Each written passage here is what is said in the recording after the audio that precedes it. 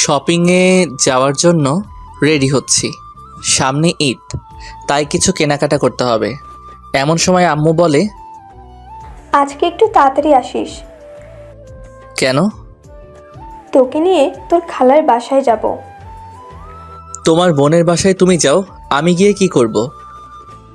বড় খালার বাসায় গেলে আমার বোরিং লাগে, কারণ ওই বাসায় কথা বলার মতো কেউ নাই। আরে যাব তো তোর জন্য, তোকে নিয়ে যাওয়ার জন্য বলেছে। আমার জন্য যাবে মানে? তোকে দেখে না অনেক দিন। ওকে, যাব। তাহলে শপিং করে আয় তাড়াতাড়ি। তারপর আমি শপিং করতে চলে আসলাম আমার জন্য আর আম্মুর জন্য কিছু কেনাকাটা করে আবার বাসায় ফিরলাম। তাড়াতাড়ি ফ্রেশ হয়ে রেডি হো। আমি তাড়াতাড়ি ফ্রেশ হয়ে রেডি হয়ে নিলাম। চল বাবা, এখন রওনা দেওয়া যাক। 1 ঘন্টা পর খালার বাসায় এসে পৌঁছালাম। আরে বাবা মেহেদি, আসলে তাহলে আমাদের বাসায়? কতদিন হলো তোমাকে দেখি না, অনেক শুকিয়ে গেছো। অসুস্থ ছিলাম যে, এর জন্য শুকিয়ে গেছি। মনে মনে বলি, আমি মোটা ছিলাম কবে যে শুকাবো। ভিতরে যেতে বলবা না?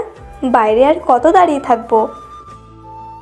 আসো ভেতরে আসো, বিশ্রাম নাও তোমরা, আমি তোমাদের জন্য নাস্তা নিয়ে আসছি। নাস্তা শেষ করে আমি একটু ঘুরতে বের হলাম। আর খালার বাসার কাছে সুন্দর একটা জাদুঘর আছে, এটা আমার পছন্দের। জাদুঘরের ভিতরে প্রবেশ করার পর আমি পাশের কক্ষে কয়েকজন মেয়ের কণ্ঠ শুনতে পাই। তারপর আড়াল থেকে লুকিয়ে দেখি সুন্দরী একটা মেয়ে হাসতেছে, চুলগুলি বাতাসে উঠতেছে। মেয়েটার ঠোঁটের নিচে একটা তিলও আছে। অপরূপ সুন্দরী মেয়ে, নীল শাড়িতে একদম পরীর মতো লাগতেছে। প্রথম দেখেই পাগল হয়ে গেলাম। ইচ্ছে করছে এখনই গিয়ে বলে দেই আমি তোমাকে ভালোবাসি পড়ি। হঠাৎ করে কে যেন আলিফা বলে ডাক দিল, আর তারপরই মেয়েটা হাওয়া হয়ে গেল। চারিদিকে অনেক খুঁজেও পেলাম না। ধুর, পরিচয়টাও হলো না। মনটা নিমিষেই খারাপ হয়ে গেল। অতপর আমি আবার ফিরে আসলাম খালার বাসায়। কি রে মেহেদি, তুই কোথায় ছিলি? ও, আপনাদের তো আমার পরিচয় দেওয়া হয় নাই। আমার নাম মাসুদুর রহমান মেহেদি। আমি মেরিন ইঞ্জিনিয়ারিংয়ে পড়তেছি, ফাইনাল ইয়ার। জি আম্মু, আমি একটু কাপাসাটিয়া মুক্তি সংগ্রাম জাদুঘরে ঘুরতে গিয়েছিলাম। ভালো করেছো, ঘুরলে তোমার মনটা ভালো থাকবে। আর ওই জাদুঘর অনেক সুন্দর। আমাকে সাথে নিয়ে যেতে পারিস না? আমিও একটু ঘুরে আসতাম। তুমি যে যাবে সেটা তো জানতাম না। মনে মনে ভাবছি তোমাকে নিয়ে গেলে হয়তো পরীর দেখা পেতাম না আমি। আচ্ছা তোমরা ডিনার করবে, আসো। খাওয়া দাওয়া শেষে আমি একটু টিভি দেখে ঘুমাতে গেলাম। আমার ঘুম আসছে না, চোখ বন্ধ করলেই সেই পরীর চেহারা ভেসে ওঠে। আমি যে পরীর প্রেমে পড়ে গেছি। এই মেহেদি, কয়টা বাজে? হ্যাঁ, এখনো যে ঘুমাচ্ছিস ষাঁড়ের মতো? তাড়াতাড়ি উঠে ফ্রেশ হয়ে ব্রেকফাস্ট করতে আয়। মনে মনে এই রে পরীকে নিয়ে ভাবতে ভাবতে কখন ঘুমিয়ে গেছি মনেই নাই। আচ্ছা আম্মু তুমি যাও, আমি আসতেছি। তারপর ফ্রেশ হয়ে ব্রেকফাস্ট করতে চলে আসলাম। আম্মু আর খালাকে কি বিষয় নিয়ে যেন গুনগুন করতে দেখলাম। আমাকে দেখেই থেমে গেল। ঘুম হয়েছে রাতে? হ্যাঁ খালা। কথা বলতে বলতেই ব্রেকফাস্ট শেষ।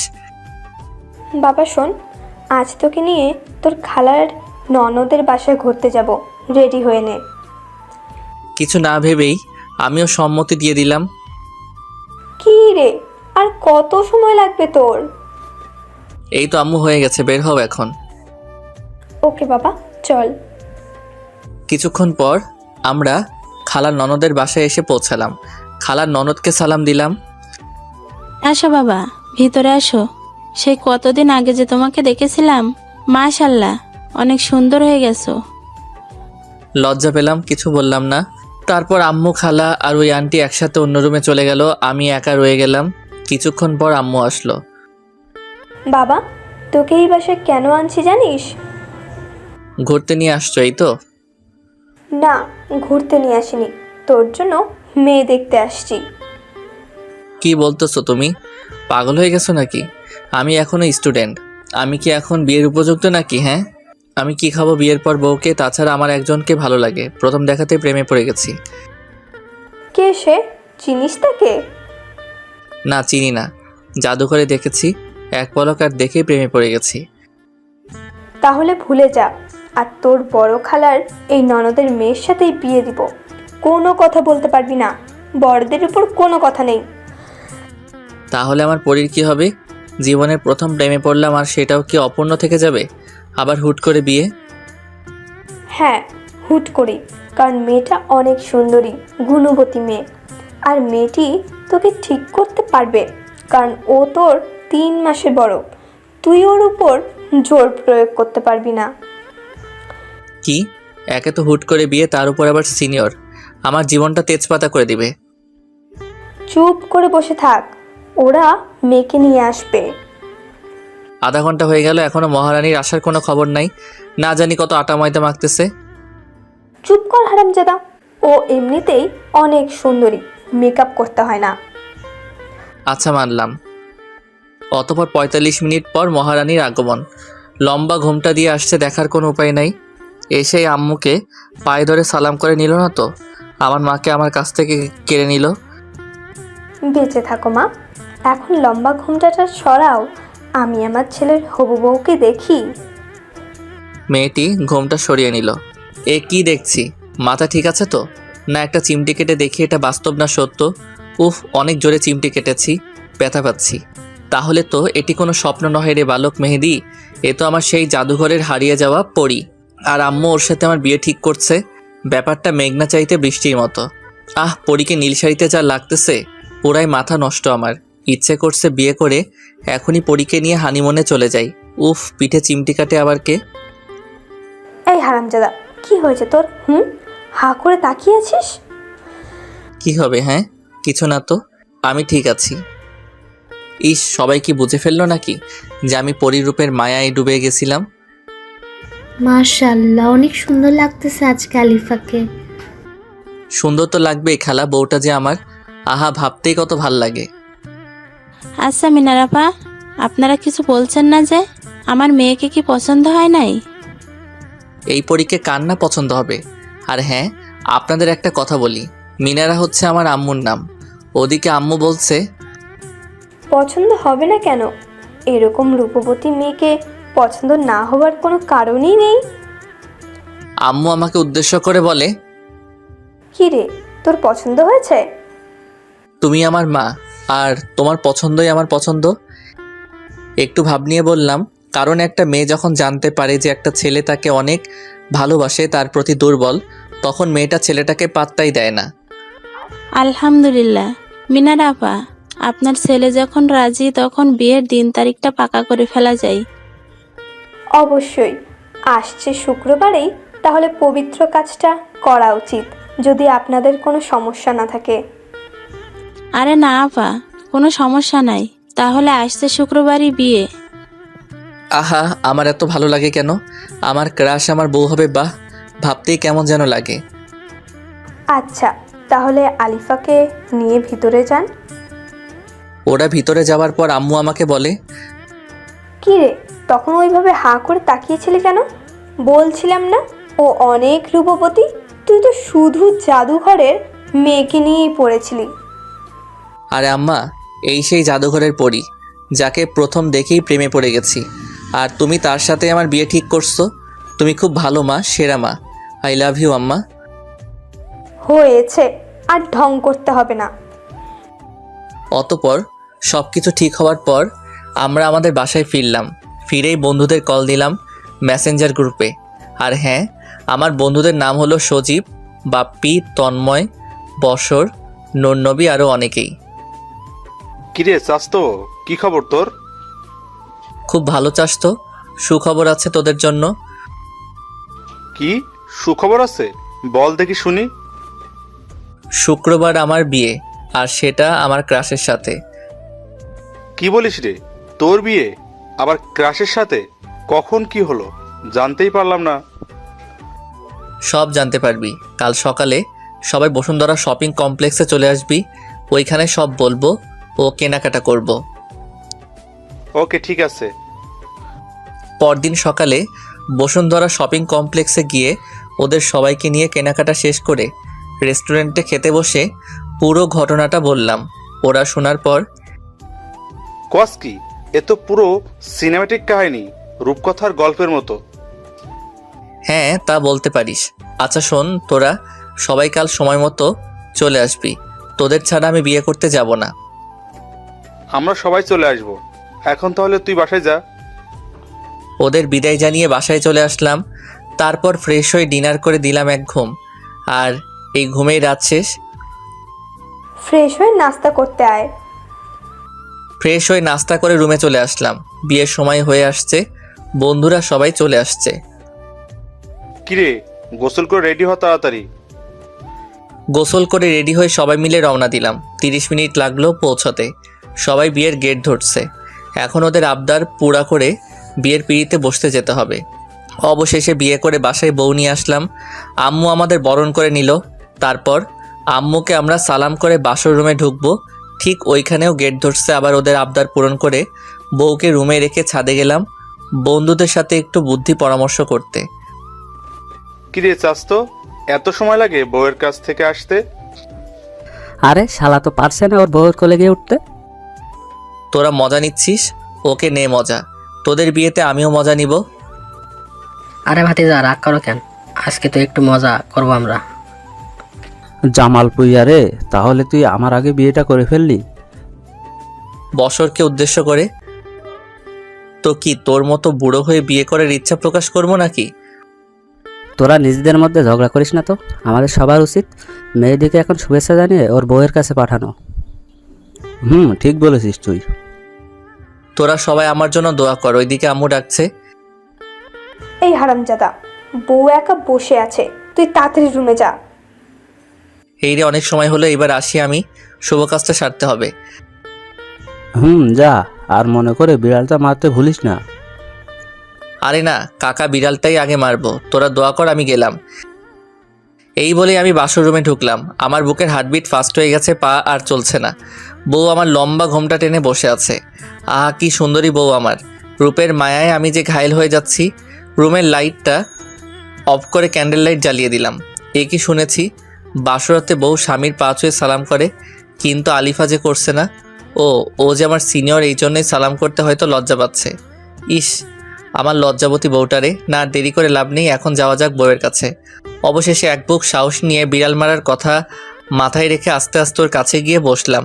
যেমনি ঘোমটাটা সরাতে যাব, ঠিক ওই মুহূর্তে আমার হাতটি এক ঝটকায় আমার হাতটি ছাড়িয়ে দিয়ে নিজেই ঘোমটাটা সরিয়ে ফেলল। আহ কি অপরূপ সুন্দরী আমার বউ, যেন পরীর দেশের রানী। চোখে কাজল, বাঁকা দাঁত, ঠোঁটের নিচের তিল, দীঘল কালো ঘন কেশ। উফ, একদম রূপকথা রাজকন্যা। ওদিকে ঘোমটা সরিয়ে ও বলছে, এতক্ষণ ঘন্টা দিয়ে বসে থেকে আমার অস্বস্তি বোধ হচ্ছে। ওর হাতটি ধরতে গেছি, ঠিক তখনই, একদম ধরবি না আমাকে। কি বলছো এসব? স্বামী তার বউয়ের হাত ধরবে না তো কে ধরবে? আর তাছাড়া আমি তোমার স্বামী, তুমি আমাকে তুই করে বলছো কেন? কিসের স্বামী? কে স্বামী? ওর কথা শুনে হতভম্ব হয়ে গেলাম। কি বলো এসব? আমি তোমার স্বামী, আজই তো আমাদের বিয়ে হলো। সরি, আমি তোকে আমার স্বামী মানতে পারবো না। তোমার মাথা কি ঠিক আছে নাকি পুড়াই গেছে? হ্যাঁ, এসব কি বলতেছো? মজা করতেছো আমার সাথে? আরে শোন, তোর মতো ছেলের সাথে আমার মজা করতে হবে নাকি? বুঝছি, তুমি আমাকে বোকা বানাচ্ছ। তোর মতো ছেলেকে আমি বোকা বানানোর মতো সময় আমার কাছে নাই। আর আয়নাতে নিজের চেহারাটা কোনোদিন দেখেছিস? হ্যাঁ, একদম গেও ভূত, খ্যাত, কাল্লা, চামচিকা। কি আছে হ্যাঁ আমার স্বামী হবার মতো? কোনো যোগ্যতা নাই তোর মাঝে। ওর কথাগুলো শুনে স্তব্ধ হয়ে গেলাম। কোনো বউ কখনো তার নিজের স্বামীকে এইভাবে আঘাত দিয়ে কথা বলে না। ওর কথা শুনে আজ অনেক খারাপ লাগছে। কেননা আমার জন্মদাত্রী মা আমাকে কখনো এভাবে বলা দূরে থাক, কালো অবধি বলেনি। আচ্ছা মানলাম আমি অসুন্দর কালো, এটাকে আমি নিজে হয়েছি, এমন তো আমাকে ওই সৃষ্টিকর্তা ভালোবেসে বানিয়েছে। অনেক খারাপ লাগছে, কান্না পাচ্ছে, তবুও এক ফোঁটা জল বের হতে দিচ্ছি না। নিজেকে শক্ত করে ওরে বললাম, আচ্ছা আমি কালো, গেও, ভূত, খ্যাত, চামচিকা, এটাই কি তুমি দেখতেছো? একটিবার আমার ভিতরের ভালোবাসা দেখবে না? তোর ভালোবাসার গুল্লি মারি আমি, তুই আমাকে আপনি করে বলবি? আচ্ছা বলবো। আপনি জানেন আমি না আপনাকে প্রথম দেখাতেই ভালোবেসে ফেলছি। সেদিন জাদুঘরে দেখার পর থেকে আমি আপনার জন্য পাগল। দয়া করে আপনি আমার ভালোবাসাটা বোঝার চেষ্টা করুন। আমি আপনার জন্য আমাকে চেঞ্জ করে ফেলবো, তবু আপনি আমাকে কষ্ট দিয়েন না। জীবনের প্রথম কাউকে এতটা ভালোবেসেছি আমি। আপনি আর আমাকে আঘাত করে কথা বলবেন না। আমার ভালোবাসাটা মেনে নেন আপনি। আপনি যা বলবেন আমি তাই করব। আমি আমার লাইফটাকে স্যাক্রিফাইস করে দিব দরকার লাগলে, তবুও আপনি আমাকে স্বামীর অধিকার থেকে বঞ্চিত করবেন না। সরি, আমি তোকে মানতে পারবো না। কারণ হচ্ছে আমি একজনকে ভালোবাসি। আমাদের 3 বছরের সম্পর্ক, আর ও ডাক্তার। তোর মতো সামান্য মেরিন ইঞ্জিনিয়ারিং পড়া ছাত্র না, তাও আবার আমার জুনিয়র তুই। তোরে আমি মানতে পারবো না। ওর সম্পর্কের কথা শুনে আর নিজেকে ঠিক রাখতে পারলাম না। চোখের কোণে পানি বেয়ে বেয়ে পড়তেছে।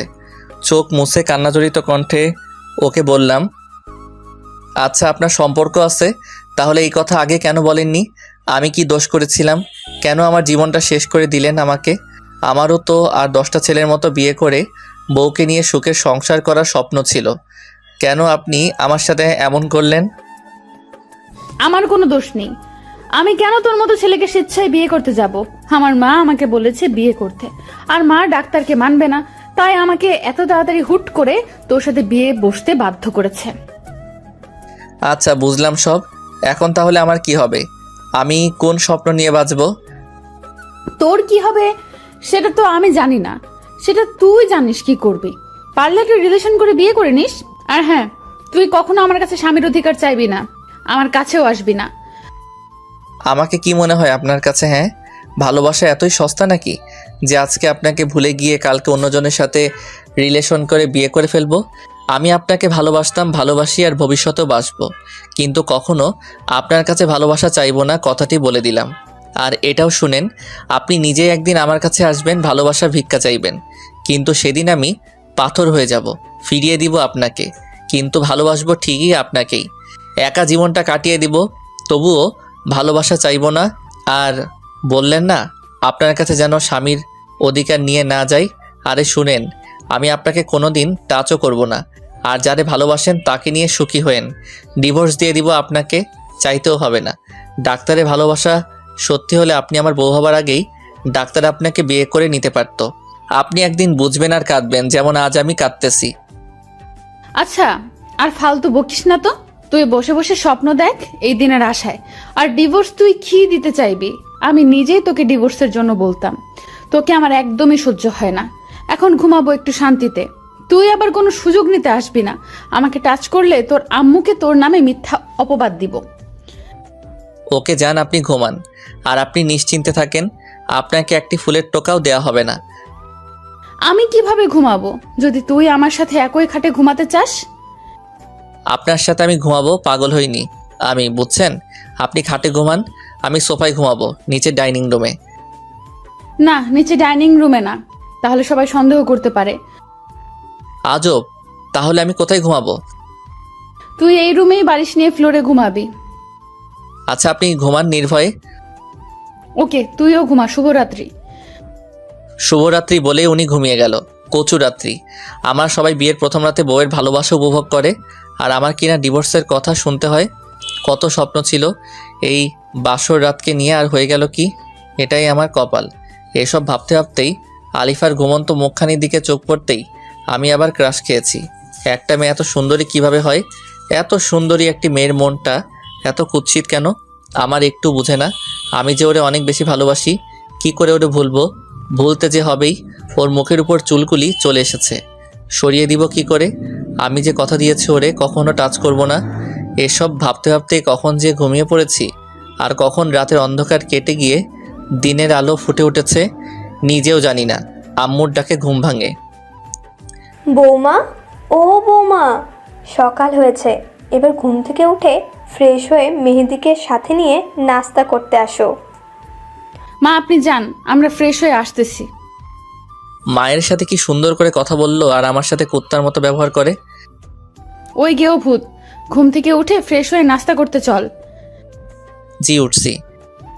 এরপর ফ্রেশ হয়ে দুইজন একসাথে বের হবার আগে ওরে বললাম, শুনেন, আপনার আর আমার মাঝে কি চলছে এবং কি হতে যাচ্ছে সেটা শুধু আমরাই জানি, আর কেউ যেন না জানতে পারে। আম্মুর সামনে এমনভাবে আমার সাথে কথা বলবেন যাতে আম্মু না বুঝতে পারে আমাদের মাঝে কি চলছে। আচ্ছা ঠিক আছে, চল। ওকে চলেন। ডাইনিং রুমে চলে আসছি। মাশাল্লাহ, বৌমাকে অনেক সুন্দর লাগছে। আসো মা, আসো, আমার সাথে বসো তুমি।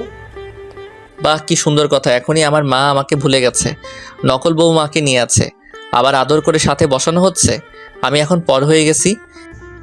কি রে মেহেদি, তুই কিছু বলছিস না যে? চুপ করে আছিস কেন? কি বলবো, বলার মানুষ তো এসেই গেছে, এখন আমি না বললেও হবে। ক্ষুধা লেগেছে অনেক, খেতে দাও। তারপর খাওয়া দাওয়া শেষ করে যখন উঠবো তখন আম্মু বলল, শুনো, আমি চাইছি তোমরা এই মাসের 15 তারিখে হানিমুনে চলে যাও। 1 মাস ঘুরে আসো দুজন। একসাথে থাকলে তোমাদের অনেক ভালো লাগবে। না মা, এখন এসব হানিমুনের দরকার নেই। বিয়েটাই যেখানে মিথ্যা হয়ে গেছে, ডিভোর্স হয়ে যাবে, সেখানে হানিমুনের দরকার নেই। কথাটি আসতে বললাম। দরকার নেই মানে কি? হ্যাঁ, তুই কি পাগল হয়ে গেছিস? বিয়ের পর হানিমুন হবে না তা তো মেনে নেওয়া যায় না। হানিমুন হবে, আমি যা বলছি তার বাইরে একটি কথাও বলবি না তুই। হ্যাঁ মা, আপনি ঠিক বলছেন, আমরা হানিমুনে যাব, আপনি যাবার ব্যবস্থা করেন। এই মেয়েটি কি পাগল হয়ে গেছে? নিজেই বিয়ে মানছেন, আবার নিজেই এখন বলছে হানিমুনে যাবার ব্যবস্থা করতে। লজ্জা বলতেই কিছু নাই মেয়েটির। হ্যাঁ বৌমা, সব ব্যবস্থা হয়ে গেছে। আগামী 15 তারিখে তোমাদের ফ্লাইট, আর তোমরা যাচ্ছ লন্ডন। আচ্ছা ঠিক আছে। তারপর রুমে চলে আসলাম। রুমে এসে ওরে বললাম, আপনি কি পাগল?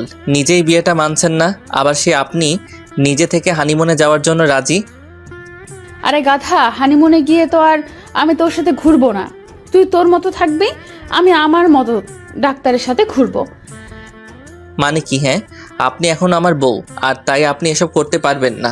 ডিভোর্সের পর যা মন চাই করবেন, আমার কোনো আপত্তি নেই। আচ্ছা যা, ঠিক আছে, মানলাম তোর এই কথা। ধন্যবাদ। ওয়েলকাম। শোন, আমার কিছু কেনাকাটা করতে হবে, তুই আমার সাথে যাবি। আচ্ছা আপনি রেডি হন, এখনই বের হব। তারপর রেডি হয়ে সোজা তার জন্য মার্কেটে চলে গেলাম। দেখ তো আমাকে কোন শাড়িতে মানাবে। আপনি নীল শাড়িটা নিতে পারেন, নীল শাড়িতে আপনাকে পরীর মতো লাগে। তারপর তার পছন্দ মতো প্রয়োজনীয় কেনাকাটা শেষ করে একটি রেস্টুরেন্টে গেলাম। ওরে বললাম, আপনি কি খাবেন অর্ডার দেন, আমি বিল দিয়ে দিচ্ছি। কেন, তুই কিছু খাবি না? আমার মনে এত রং নাই, আমি খাবো না, তাই আপনি খান। ওকে, তাহলে তুই কি করবি? এখন সেলুনে যাব চুলের ট্রিটমেন্ট করাইতে। আচ্ছা যা তুই, আমি খাওয়া শেষ করে বাসায় চলে যাব। তারপর রেস্টুরেন্ট থেকে সোজা জেন্টস পার্লারে চলে আসলাম। পার্লারের বিউটিশিয়ানকে ডেকে বললাম, আমার বউ আমাকে এভাবে অপমান করছে, এখন আপনারা এমন কিছু করে দেন যাতে ও দেখলেই অবাক হয়ে যায়। আরে ভাই, কোনো টেনশন নাই, আপনি বসেন, 1 ঘন্টার মধ্যে আপনাকে স্মার্ট লুক দিব। আপনার দাড়ি ও চুল দুটাই ট্রিটমেন্ট করে আপনাকে হিরো বানিয়ে দেব। তার কথা শুনে অনেক খুশি হয়ে গেলাম। তারপর সে শুরু করে দিল আমাকে আধুনিক স্মার্ট লুক দেওয়ার কাজ। 1 ঘন্টা পর তার কাজ শেষে আমাকে বলল, ভাই, এখন চোখ মিলে আয়নাতে আপনাকে দেখেন, চিনতে পারছেন কি না? চোখ মেলে আয়নাতে তাকিয়ে দেখে পুরো অবাক হয়ে গেলাম। আমি নিজেই নিজেকে চিনতে পারছি না। গেও খ্যাত বলে আমাকে এত অপমান করেছে যে সেও যদি আজ আমাকে দেখে চিনতে পারবে না। আজ আমি আধুনিক যুগের আর 10টা স্মার্ট ছেলের মতো আমিও স্মার্ট, আর কেউ আমাকে আমার লুকের জন্য অপমান করে কটু কথা শোনাতে পারবে না। আজ আমি অনেক খুশি। তারপর পার্লারের বিউটিশিয়ান আমার বিল কত হয়েছে তা জেনে তা পরিশোধ করে। তার সাথে তাকে 500 টাকা বকশিশ দিয়ে আমি পার্লার ত্যাগ করলাম। রাস্তায় যাওয়ার সময় নোটিশ করলাম কয়েকটি মেয়ে আমার দিকে তাকিয়েছিল। এর মানে আমি এখন আর আগের মেহেদি নাই, এখন আমি এক নতুন মেহেদি, যাকে কেউ কখনো বাজে লোকের জন্য অপমান করতে পারবে না। ভাবনার ছেদ পড়ল বাসার সামনে এসে। এবার আমি নিজের মনোভাবকে চেঞ্জ করে বাসায় প্রবেশ করে রুমের দরজায় নক দিলাম। আর 2 বার নক দেওয়ার পর আম্মুর আদেশে আলিফা দরজা খুলতে আসে। দরজা খুলে অবাক দৃষ্টিতে আমার দিকে তাকিয়ে রইল আলিফা। তুই মেহেদি না? তোর একই পরিবর্তন, চিনতেই পারছি না। খ্যাত থেকে স্মার্ট হয়ে গেলি কেমনে? তোর দিক থেকে তো চোখ সরাতেই পারছি না। আপনার চোখ সরাতে হবে না, আমি সরে যাচ্ছি। সরেন, আমাকে ভিতরে ঢুকতে দেন। আচ্ছা ভেতরে আয়। বলতো তুই এত স্মার্ট হয়েছিস কিভাবে? আগে তো আনস্মার্ট খ্যাত ছিলি। শুনেন, আমি আগে কেমন ছিলাম সেটা আমি ভুলে গিয়েছি। আর আপনি আমাকে আমার অসুন্দর আনস্মার্ট লোকের জন্য কম ছোট করেন নাই। এখন আর পারবেন না। মানুষ চাইলে যে কোনো মুহূর্তে পরিবর্তন হতে পারে, আর পরিবর্তনের কারণটা আজীবন মনে রাখে। আমিও মনে রেখে দিয়েছি আমাকে কতটা অপদস্থ করা হয়েছে, তা ভুলবো না কখনো। আর এখন থেকে দেখবেন কিভাবে আমার ভালোবাসাও পরিবর্তন হয়ে যায়। আরে তোর পরিবর্তনে আমার কিছু আসে যায় না, বুঝলি? কারণ আমি আমার ডাক্তারকে ভালোবাসি। বৌমা, তোমরা দুজনে কিসের আলাপ করছো? আর মেহেদি, তোর এত পরিবর্তন কিভাবে? আমি কত বলেছি নিজেকে পরিবর্তন করতে, করিসনি। আর এখন বউয়ের ভালোবাসা পেয়ে এত পরিবর্তন? এমনি হানিমুনে নিয়ে আলোচনা করছিলাম মা। কত বড় মিথ্যা কথাটা বলল ডাইনিটা। আর আমারও যে কথা ভালোবাসা পেয়ে নাকি এমন পরিবর্তন, সত্য কথা যদি জানতো মা অনেক বেশি কষ্ট পেত। যাই হোক, এবার বাস্তবে ফিরে আসা যাক। মা, বিয়ের পর সবাই পরিবর্তন হয়, তাই আমিও হলাম। তাছাড়া আমার বউ যে সুন্দরী, ওর সাথে মানানোর জন্য আমাকে তো একটু পরিবর্তন হতেই হবে, তাই না? তাছাড়া ওরও তো আশা থাকতে পারে যে ওর স্বামী অনেক স্মার্ট হবে, তাই সব কিছু ভেবেই এই পরিবর্তন। বাহ, ভালো লাগলো তোর কথা শুনে। তুই বুঝতে পারছিস তোর বউকে। আচ্ছা, এখন আয় বাবা, খেয়ে বিশ্রাম কর। আচ্ছা আম্মু, আমরা ফ্রেশ হয়ে আসছি। তারপর ফ্রেশ হয়ে রাতের খাবার খেয়ে রুমে চলে এলাম। শোন, আজকে চাইলে তুই বিছানায় থাকতে পারিস, অসুবিধা নেই। তার আর কোনো দরকার নেই, আমার কোনো চাওয়া নেই। সকল চাওয়া পাওয়াকে মাটি দিয়ে দিছি। আমি চাই না কারোর সাথে ঘুমোতে। নিচে থেকে বললাম তো, তাই দাম দিলি না। ওকে, যা ফ্লোরেই ঘুমা। জি, আপনি বিছানায় আরাম করে নির্ভয়ে ঘুমান, আমি ফ্লোরেই ঘুমাবো। ওকে, গুড নাইট। দরদ দেখাতে আসছে আমাকে। চাই না কেউ আমার প্রতি দরদ দেখাক। নিজে তো আরাম করে ঘুমাচ্ছে, কষ্ট হচ্ছে আমার। নিজের বাড়ি আর নিজের কিনা বিছানা রেখে ফ্লোরে ঘুমাতে হয়। একেই বলে কপালের নাম গোপাল। যাই হোক, ঘুমিয়ে পড়ি। সকালবেলায় এই মেহেদি, ঘুম থেকে উঠবি না, সকাল হয়ে গেছে তো। কি হয়েছে? হ্যাঁ, কেবলই তো ঘুমিয়েছি, বিরক্ত করবেন না যান। আর চোখে পরীকে দেখে নিলাম। ভেজা খোলা চুলের ঘ্রাণে আমি মাতাল হয়ে যাচ্ছি। অপরূপ সুন্দর লাগছে ওকে। দূর, কি ভাবছি এসব, ওরে নিয়ে এত ভেবে লাভ নেই। এখন ফ্রেশ হয়ে আসি। ফ্রেশ হয়ে সরাসরি নাস্তা করতে চলে গেলাম। আমার সামনে বসছে আলিফা। আমি খাওয়ার পাশাপাশি ওকেও দেখছি। বিষয়টা ও বুঝতে পারে। এই খাবারের সময় অন্যদিকে তাকাতে নেই, খেয়ে ওঠো। মা সাথে, তাই আজ বউ ভালোবেসে সুন্দর করে একটা কথা বলল। এতদিনের বিবাহিত জীবন অতিবাহিত করার পর মাকে দেখানোর জন্য বলা হলেও এতেই আমি ভালোবাসা খুঁজে নিয়েছি। খাওয়া শেষে মা বলল, তোমরা সব কিছু গুছিয়ে ফেলো, আজ বিকালেই তোমাদের হানিমুনের ফ্লাইট। ওয়াও মা, এটা তো খুশির কথা। আমি এক্ষুনি যাচ্ছি সবকিছু গোছাতে। এই তুমিও আসো, আমাকে হেল্প করবে। আমাকে উদ্দেশ্য করে বলল কথাটা। আচ্ছা চলো। মনে মনে ভাবছি বউটা এত ভালো হলো কেমনে। আজ ওর কথাতে শুধু ভালোবাসা লেগে আছে। যাই হোক, আমাদের সব কিছু গোছানো শেষ। আমরা এখন রেডি, বের হব। আমাদের সাথে আম্মু যাবে, আমাদের এয়ারপোর্ট পর্যন্ত দিয়ে আসবে, সাথে ফ্রেন্ডরাও আছে। অবশেষে 1 ঘন্টা পর আমরা এয়ারপোর্টে এসে পৌঁছালাম। এই নে বাবা, তোদের দুজনের টিকিট। সাবধানে রাখ, আর গিয়ে পৌঁছালেই জানাবি। আচ্ছা মা, আমাদের জন্য দোয়া করবে। সাবধানে যাস, আর কোন দরকার পড়লে জানাতে ভুলবি না। আর হানিমুন থেকে আসার সময় সুখবরটাও নিয়ে আসবি। আচ্ছা, তোমরা সবাই ভালো থাকো। আর মা, তুমি নিজের প্রতি খেয়াল রাখবে, ঠিক মতো ওষুধগুলো খাবে। কোনো কিছু দরকার হলে আমার বন্ধুদের বলবে। আর শোন বন্ধু, তোরাও ভালো থাকিস আর দোয়া করিস।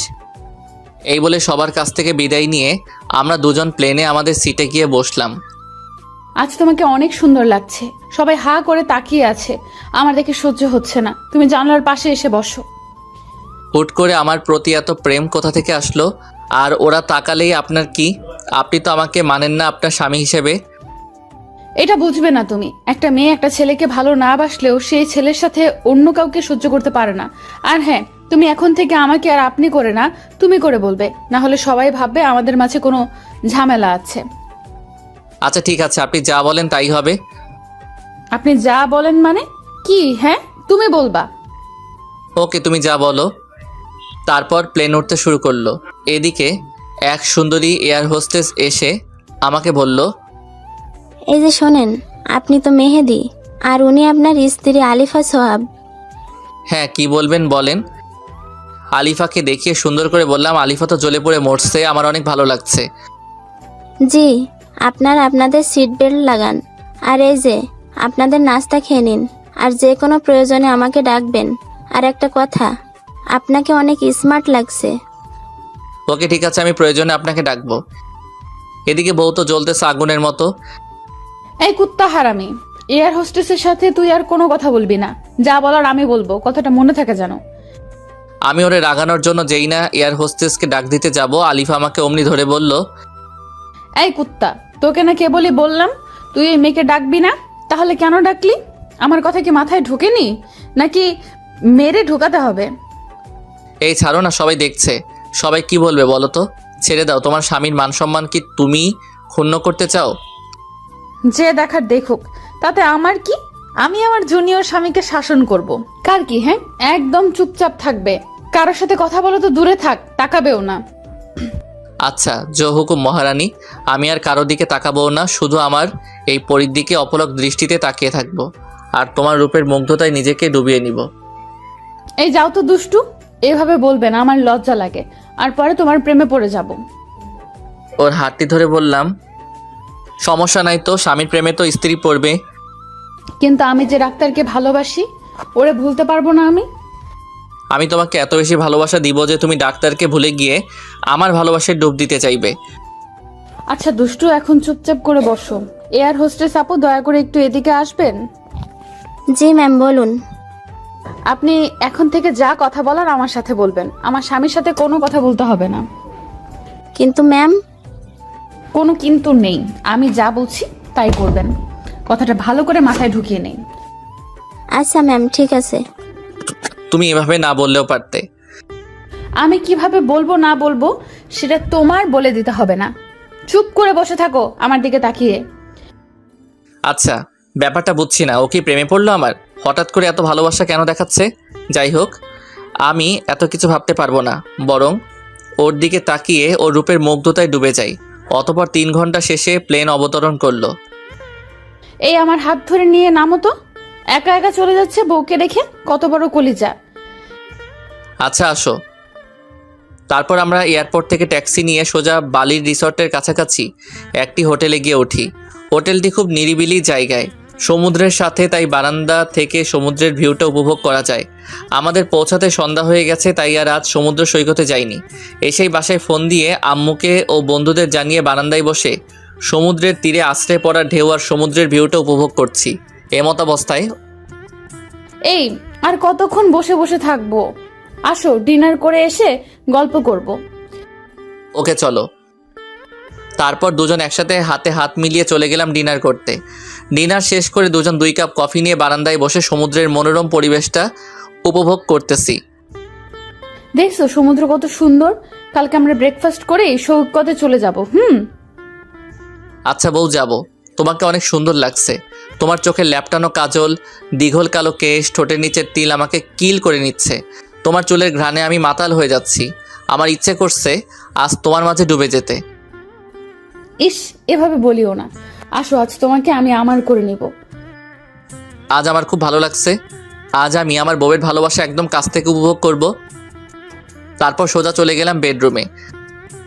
আসো, কাছে আসো। মাতাল হয়ে ওর নেশায় ডুবে যাওয়ার জন্য কাছে চলে গেলাম, একদম কাছে।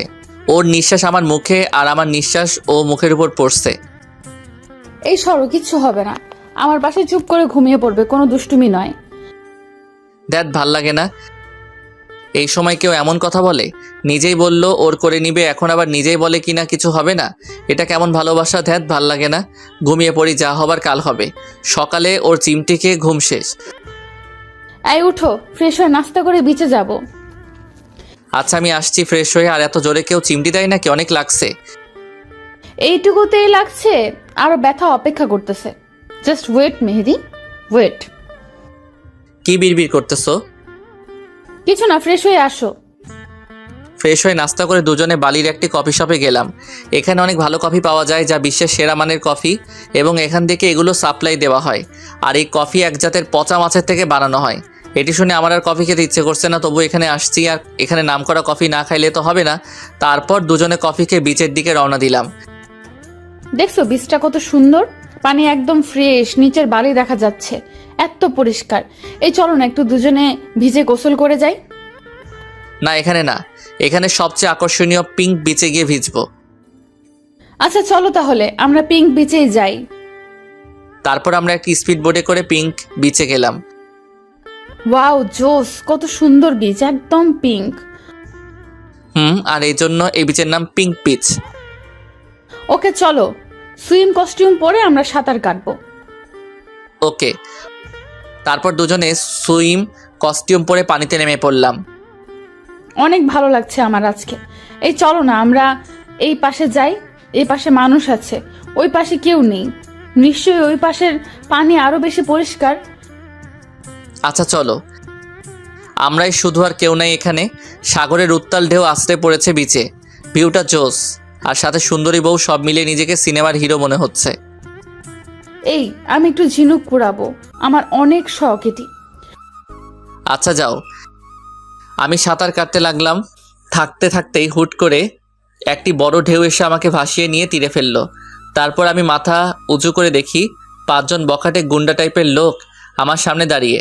আমি উঠে যেতে লাগলেই একজন কাঁধে হাত রেখে বলে, কোথায় যাবেন ভাই?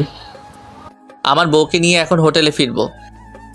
কেন জানি তাদের আমার সুবিধার মনে হচ্ছে না, তাই চলে যেতে চাইলাম।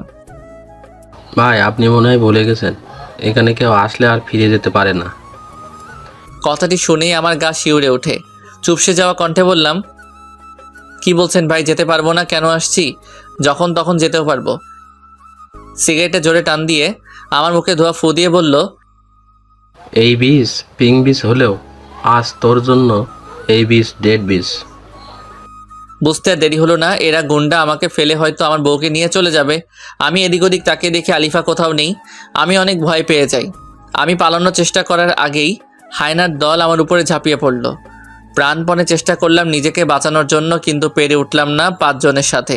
অনেকক্ষণ মারার পর তারা ভাবছে আমি মারা গিয়েছি, তাই বখাটে গুন্ডাদের লিডার করে যেন ফোন দিয়ে আসতে বলল। কিছুক্ষণ পর আমি যা দেখলাম তা দেখার জন্য আমি মোটেও প্রস্তুত ছিলাম না। দেখলাম আলিফা একটি লোকের সাথে হাসতে হাসতে এই গুন্ডাদের কাছে আসলো। লোকটি আর কেউ না, আলিফার প্রেমিক ডাক্তার নিলয়। কাজ খতম হয়েছে? হ্যাঁ বস, আপনি যেভাবে বলেছেন সেভাবেই করেছি। আহারে বেচারা, কি ভয়ঙ্কর মৃত্যুটাই না দেখতে হলো। 2 দিনের দেখানো মিথ্যা ভালোবাসায় সব ভুলে গেছিল। লাশটাকে এই সমুদ্রে ভাসিয়ে দে, আর নে তোদের পারিশ্রমিক। এসব কি দেখছি, কি শুনলাম আমি? আমার ভালোবাসায় আমার মৃত্যুর কারণ? আমি কি দোষ করেছিলাম?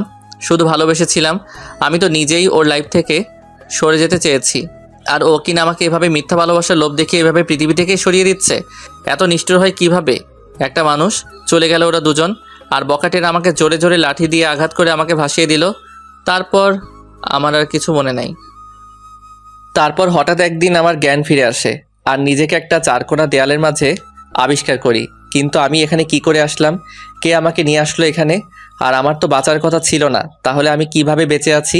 হয়তো কেউ আমাকে উদ্ধার করে সেবা দিয়ে বাঁচিয়েছে। আল্লাহ চাইনি আমার মৃত্যু। আমার যে ফিরতে হবে, প্রতিশোধ নিতে হবে। কিন্তু আমি তো উঠতে পারছি না, তার মানে কি আমি আর হাঁটতে পারবো না?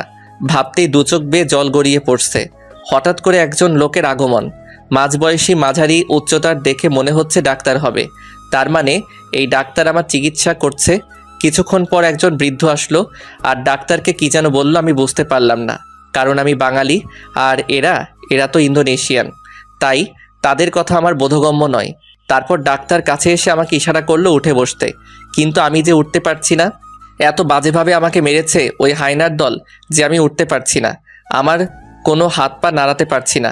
আমি কি কখনো সুস্থ হব না তাহলে? আর আমি কবে আমার মায়ের কাছে যাব? হয়তোবা ওই কালনাগিনী গিয়ে বলেছে আমি আর বেঁচে নেই। আমার মা কেমন আছে, কি করছে, কিছু জানার উপায় নেই। আর ওদিকে কালনাগিনী সম্ভবত ডাক্তারকে বিয়ে করে সুখের সংসার করছে। সুখ সবার কপালে থাকে না। আজ আমি বেঁচে থাকার পরও মৃত, আমার কোনো ক্ষমতা নেই হাতে। আজ আমি অসহায়। আমার ফোন, টাকা পয়সা যা ছিল সব নিয়ে নিছে। আমি কবে সুস্থ হব, আর কবেই বা মায়ের কাছে ফিরে যাব? হয়তো মা এতদিনে ছেলের মিথ্যা মৃত্যুর খবর পেয়ে ভেঙে পড়েছে, আর হয়তো মনেও নেই আমাকে। ডাক্তার তার ব্যাগ থেকে ওষুধ বের করে খাইয়ে দিয়ে বৃদ্ধ লোকটাকে কি যেন বলে চলে গেলেন। অনেক ক্ষুধা লেগেছে, কিন্তু খাবো কি করে? ইশারা দিলাম বৃদ্ধকে, বৃদ্ধ সাড়া দিল। তাকে হাত মুখের দিকে দিয়ে বোঝালাম আমার খিদে পেয়েছে। তারপর বৃদ্ধ গেলেন আর আমার জন্য খাবার নিয়ে এলেন। এগুলো কি সামুদ্রিক জলচোদ্ভিদ প্রাণী? মনে হচ্ছে কোনো রকম সিদ্ধ করা। হয়তো আমি এতদিন যাবৎ এসবই খেয়ে আসছি। তারপর বৃদ্ধ তাদের নিজস্ব ভাষায় কাউকে ডাকলেন। কিছুক্ষণ পর একটি তরুণী দেখতে সাদা বর্ণের খাটো করে এগিয়ে আসলো। বৃদ্ধের কাছ থেকে খাবারগুলি নিয়ে আমাকে খাইয়ে দিতে লাগলো। বিদঘুটে স্বাদ, বমি চলে আসার উপক্রম, তবুও আমি খেয়ে যাচ্ছি, কারণ আমাকে বাঁচতে হবে। আর বেঁচে থাকার জন্য যে খাবার আনুক আমি তাই খেয়ে নিব। পেট ভরে খেয়ে নিলাম। তারপর মেয়েটি আবার চলে গেল। এভাবে রোজ আমাকে মেয়েটি খাওয়ানোর পর চলে যায়।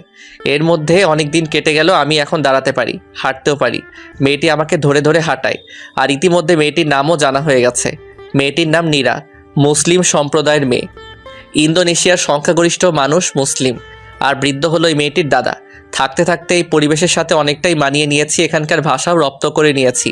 এখন তাদের সাথে আমার ভাবের আদান প্রদান করতে কোনো সমস্যা হয় না। সন্ধ্যা গড়িয়ে রাত হলো। এখন মীরা আসবে আমাকে খাওয়াতে। আসবো ভেতরে? স্থানীয় ভাষাকে বাংলায় অনুবাদ করা হলো এখন থেকে। হ্যাঁ আসো, অনেক ক্ষুধা লাগছে, আজ পেট ভরে খাবো। আর তুমিও আমার সাথে খাবে। আচ্ছা ঠিক আছে, আপনার সাথে আজ আমিও না হয় খাবো। মেয়েটি খুবই ভদ্র, সহজ সরল, মিষ্টি ব্যবহার। এরকম মেয়ে জীবনসঙ্গী হবে সে খুবই ভাগ্যবান। আমি মেয়েটিকে আমার বোনের মতোই দেখি, আর মেয়েটিও আমাকে ভাইয়ের দৃষ্টিতে দেখে। তারপর দুজন খাওয়া দাওয়া শেষ করলাম। এখন আর এসব খাইতে আমার কোনো সমস্যা হয় না, বরং আরও ভালো লাগে। ও চলে গেল, আমিও দরজা বন্ধ করে ঘুমিয়ে পড়লাম। আজ 1 বছর যাবৎ আমি এখানে আছি। এখন আমি পুরোপুরি সুস্থ। সময় হয়েছে ফিরে যাওয়ার। আর এর মধ্যে নীরার দাদাও পৃথিবী ছেড়ে চলে গেছে।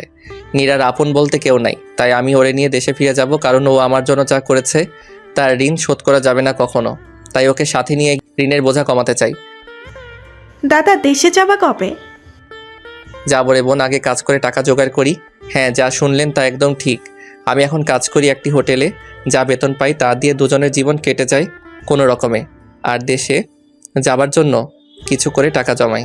অতপর আরও 6 মাস অতিবাহিত হবার পর আমরা দেশে যাবার জন্য প্লেনের টিকিট সংগ্রহ করেছি। আজ নিজের জঙ্গলি রূপকে পরিবর্তন করে আসছি, আবার সে আগের মেহেদি হয়ে গেছি। দাদা আমার আজ সত্যিই খুব খুশি লাগছে। কেন রে বোন, তুই আজ এত খুশি, কারণটা কি?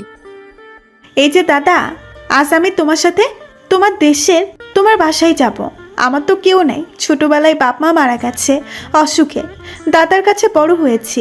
তারপর একদিন দাদা তোমাকে সমুদ্র মাছ ধরতে গিয়ে উদ্ধার করে আনে।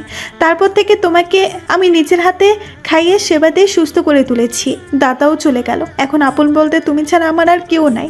তোমার সাথে যেতে পারবো, তোমার মাকে নিজের মা করতে পারবো। মায়ের আদর তো পাওয়া হয়নি কখনো, তোমার মায়ের আদর পেয়ে সেটা ভুলে যাব। তাই আজ আমার জন্য অনেক সুখের দিন। পাগলিটা এসব বলে কেঁদে দিয়েছে, বড্ড ইমোশনাল। এই পাগলি, কাঁদছিস কেন? তোর সাথে আমি আছি না, তোকে কখনো কষ্ট পেতে দিব না। তুই যে আমাকে আমার বিপদের সময় রক্ষা করেছিস, আর আমার মা মানে তোর মা। তুই অতীতের সব কষ্ট ভুলে যাবি। আমার মা যখন সব জানবে তখন তোকে অনেক আদর করবে। চোখের পানি মুছে ফেল, আর কাঁদবি না। জানিস না তুই কাঁদলে আমার ভালো লাগে না। দাদা কোথায়? আমি কাঁদছি না তো। দেখো এই যে আমি আজ কত খুশি। এটা তো সুখের কান্না ছিল দাদা, আমি আর কাঁদবো না। এই তো লক্ষ্মী বোন আমার। আচ্ছা দাদা রেডি হও, আমিও রেডি হয়ে আসছি। তারপর 2 ভাই বোন বের হব। আচ্ছা বোন, রেডি হচ্ছি। কিছু সময় পর দাদা বের হও, দেখো তোমার বোনকে কেমন লাগছে। তোমার কিনে দেওয়া বাঙালি কাপড় পরেছি আজ। বাহ, তোকে তো আজ অনেক সুন্দর লাগছে, একদম বাঙালি। সুন্দর তো লাগবেই, বোনটা যে হিরো ভাইয়ের। দাদা তোমাকে আজ নায়কের মতো লাগছে। তাই নাকি? নায়িকা কি পাবো তাহলে? পাবে না মানে? সিরিয়াল লেগে যাবে। যে মেয়ে আমার ভাইকে পছন্দ না করবে তার চোখ নষ্ট। পছন্দ যদি করতো বোন, তাহলে কি আমার সাথে এমন দুর্ঘটনা ঘটতো? চুপ করো তো, তোমাকে না কতবার বলেছি ওইসব আর মনে আনবে না। আল্লাহ যা করে ভালোর জন্যই করে। এমন দুর্ঘটনা না ঘটলে তুমি তো তার মনটা বুঝতে পারতে না। আর সব থেকে বড় কথা, আমি দাদাকে পেতাম না। তাই যা হবার হয়েছে তা ভুলে যাও। আচ্ছা বোন, আমি ভুলে গেলাম। এখন চল আমরা বের হই। ওকে দাদা, চলো। তারপর আমরা এয়ারপোর্টে এসে আমাদের ফ্লাইটের প্লেনে গিয়ে উঠি। অতঃপর 3 ঘন্টার যাত্রা শেষে প্রিয় জন্মভূমিতে প্লেন অবতরণ করলো।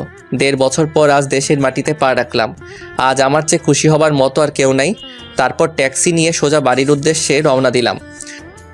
দাদা, তোমাদের দেশ তো অনেক সুন্দর, চারিদিকে সবুজের সমারোহ, কি সুন্দর লাগছে। তোমাদের দেশ মানে কি? বলো আমাদের দেশ। ও সরি দাদা, আমাদের দেশ। রাগ করবে না, ভুলে বলে ফেলছি। আচ্ছা, সব কিছুই কেমন যেন পরিবর্তন হয়ে গেছে। 1.5 বছরে অনেক উন্নত হয়ে গেছে আমাদের দেশের। আর কতক্ষণ লাগবে বাসায় যেতে দাদা? এই তো আর 10 মিনিট। অবশেষে আমি আমার বাসার সামনে। বাসাটা একদম নিস্তব্ধ হয়ে আছে আমার অভাবে। দরজাতে নক করবো কি বোন আমাকে দেখে কি চিনতে পারবে? না জানি আমাকে ভুলে গেছে। দরজা খুলে হয়তো চোখের ভুল ভেবে আবার লাগিয়ে দিবে, না হয় ভূত ভেবে চিৎকার করে উঠবে। আরে দাদা, কিচ্ছু হবে না, আল্লাহ ভরসা। তুমি নক করেই দেখো। সব ভাবনা ঝেড়ে ফেলে নক করলাম। দরজা খুলে দেখতে আমি অবাক, মনে হলো সামনে আলিফা দাঁড়িয়েছিল। তাহলে আবার কোথায় চলে গেল? আমি ভুল দেখছি হয়তো। দরজার সামনে দাঁড়িয়ে আছে আমার জননী। চেহারার একই হাল, চেনা যাচ্ছে না। পাগলদের মতো হয়ে গেছে। মা আমাকে দেখে বলে, কে? দেখতে তো মেহেদির মতোই লাগছে। কে তুমি বাবা? যা বলেছিলাম তাই হলো। মা আমাকে চিনতে পারছেন না। অবশ্য না চিনতে পারাটাই স্বাভাবিক, কারণ সকলের কাছে আজ আমি মৃত। মা, আমি তোমার ছেলে মেহেদি। আমার ছেলে? আমার ছেলে তো উপরে চলে গেছে আমাকে রেখে। স্বার্থপর ছেলে, মাকে সাথে নিয়ে যায়নি। মা কিছুতে বিশ্বাস করছে না যে আমি মেহেদি। আমি কি করে মাকে বিশ্বাস করব যে আমি তার সে ছেলে মেহেদি? ও হ্যাঁ, মনে পড়ছে। মা আমাকে নিজে গলায় হার পরিয়ে দিয়েছে ছোটবেলায়। সব কিছু হায়নারা নিয়ে গেলেও ওটা নিতে পারিনি। আমি আস্তে করে শার্টের ভেতর থেকে হারটা বের করে মাকে দেখিয়ে বললাম, দেখো এই হার, তুমি আমাকে তোমার নিজের হাতে পরিয়ে দিয়েছো। এবার তো বিশ্বাস করো আমি তোমার ছেলে। হ্যাঁ, তাই তো, তুই আমার ছেলে বাবা। জড়িয়ে ধরে কপালে চুমু দিল ছোটবেলার মতো করে।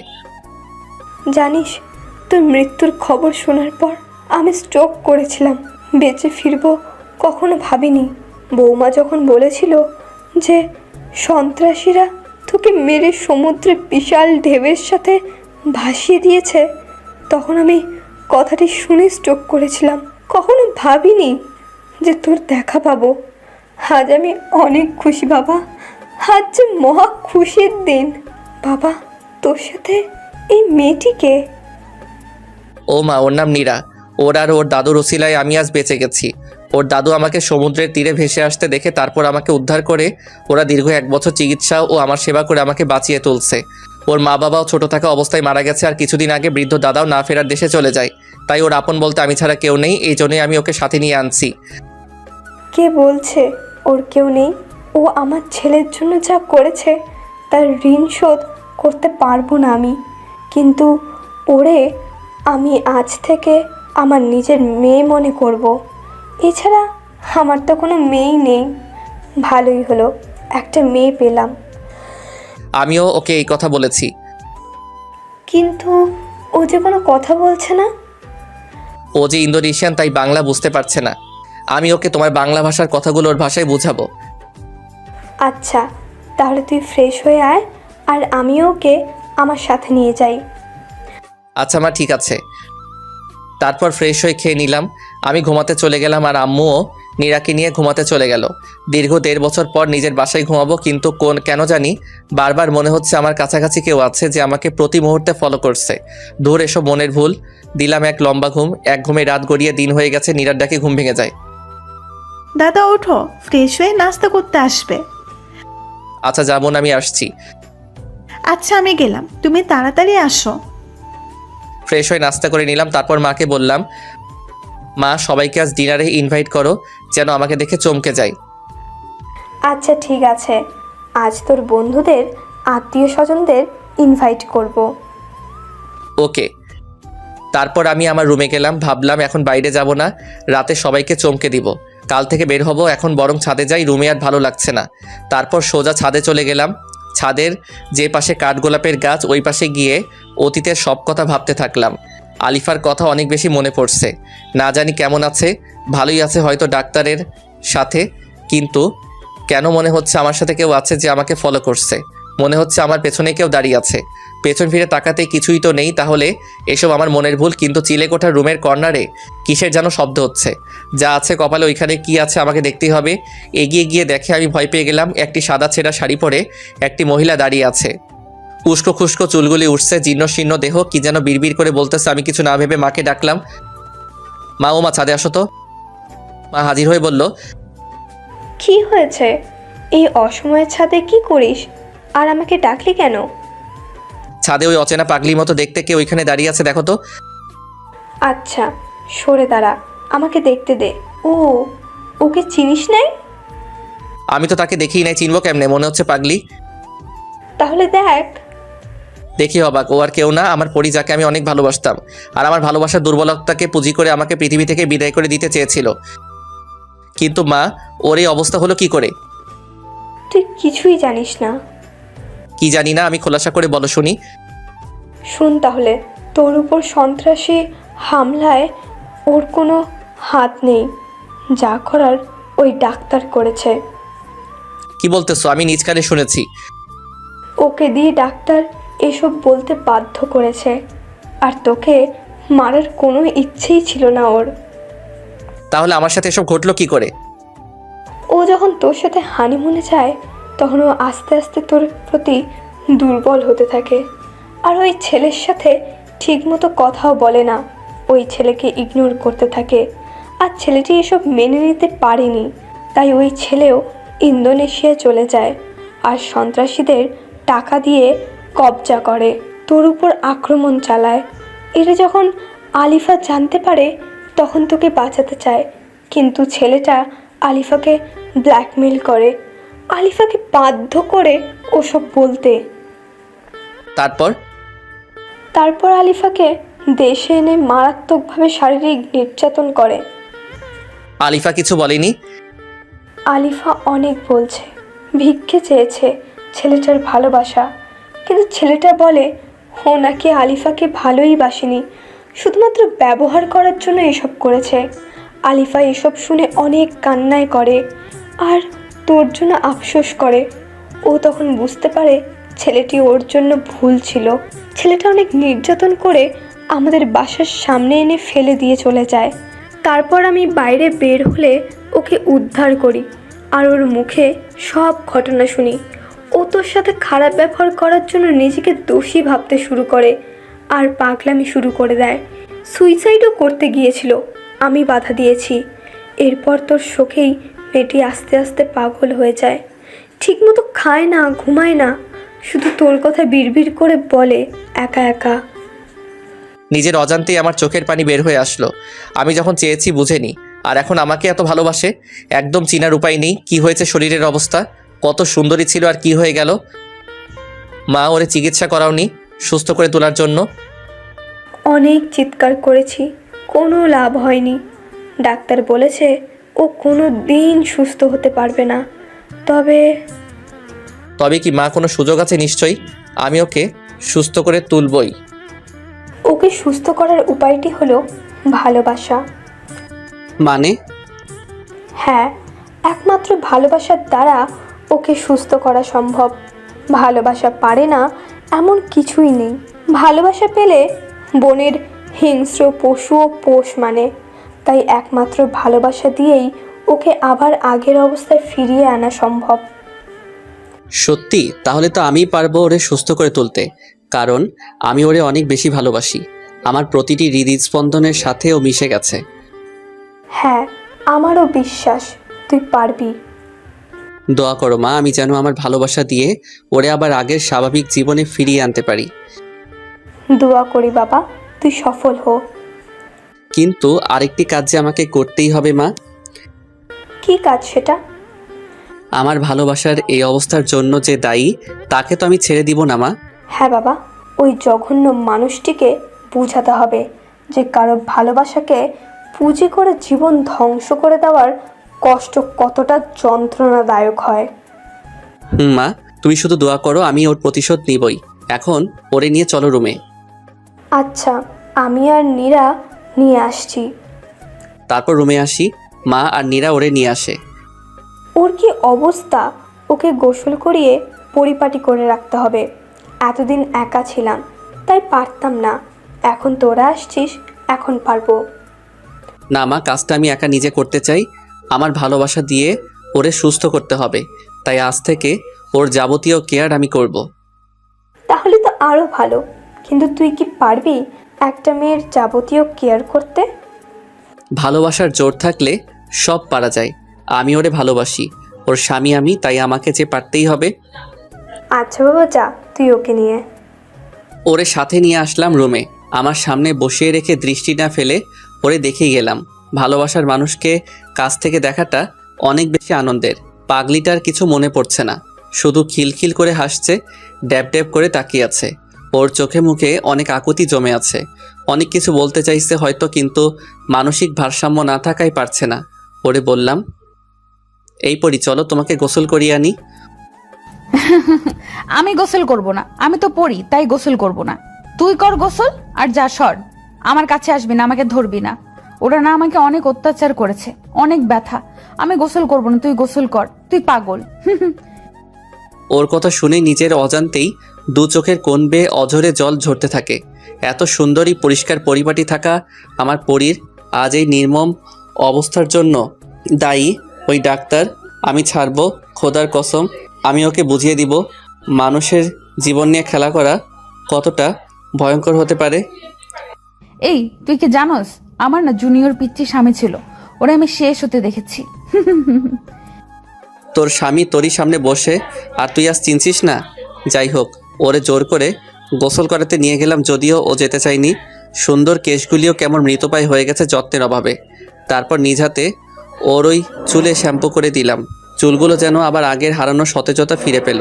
ভালো করে ওরে গোসল করিয়ে দিয়ে নিজ হাতে সেই প্রথম যেদিন নীল শাড়িতে দেখেছিলাম আর প্রেমে ডুবে গেছিলাম সেই শাড়িটাই পরিয়ে দিলাম।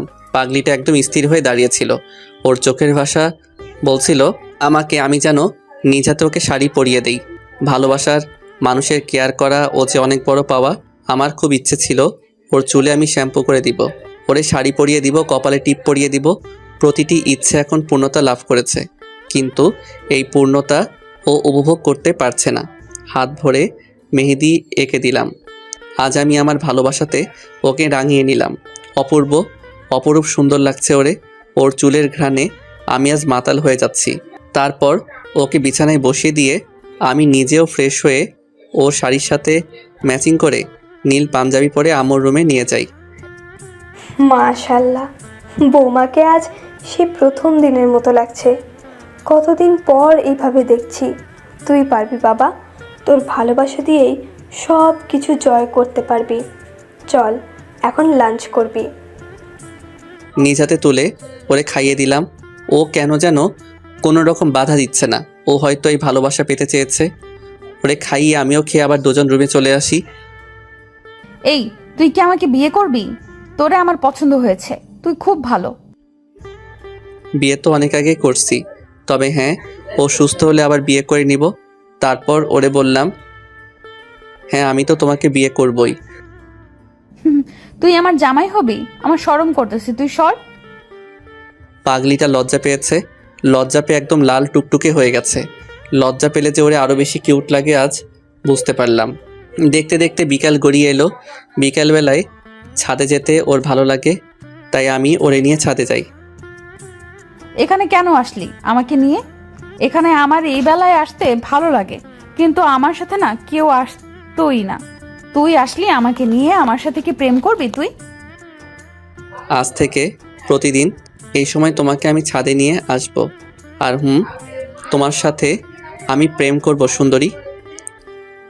আচ্ছা তাহলে তুই এখন এইখান থেকে লাফ দে। আরে পাগলি, তাহলে যে আমি মরে যাব, তোমার সাথে প্রেম করব কেমনে? ও মরে যাবি লাফ দিলে? থাক তাইলে তুই আমার সাথে আমার হাত ধরে বসে থাক।